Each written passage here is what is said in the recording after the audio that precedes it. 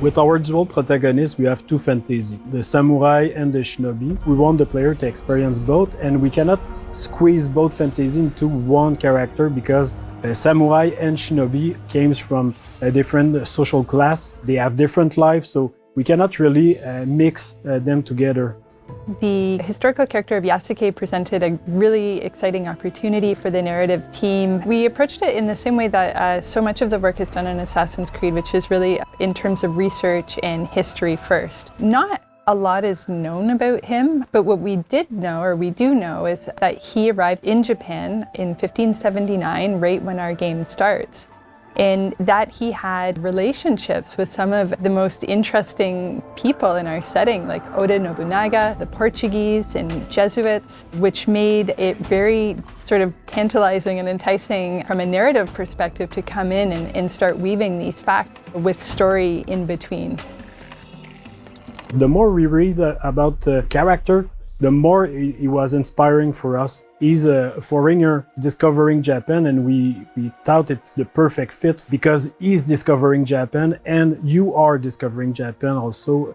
And on the flip side, we have Naue, who comes from the province of Iga, which is a remote mountainous area, fiercely independent, known as the birthplace of Shinobi. So they're very contrasting perspectives that really expose a lot of different sides and facets of the era.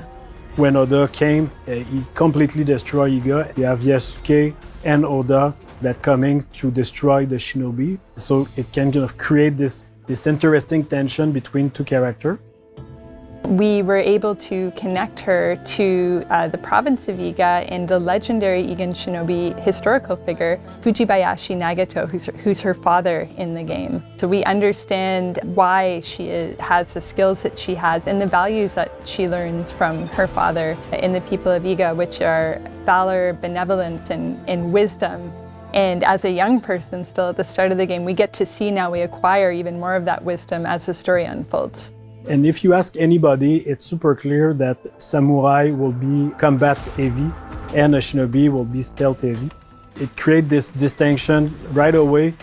Yasuke can fight with all his advantage, his stature, like he's a big guy, he can break door, he can fight multiple enemies, he can break armor. Compared to Naue, like her character and their outfit, it's really about being stealth, being unseen. She's the only one with the hidden blade, so they have clear advantage that put them into the stealth and the combat, even if they can do a bit of both. They're a really great pair together because on one side we have Naue, who's very intense and passionate and determined woman who is very set on her goals. She's kind of got her heart on her sleeve and she'll say what she feels in the heat of the moment. And this intensity that she brings as a shinobi, but that she also brings to her relationship. And this balances very well with Yasuke, who is sort of a thoughtful, level head to Naue's fiery passion.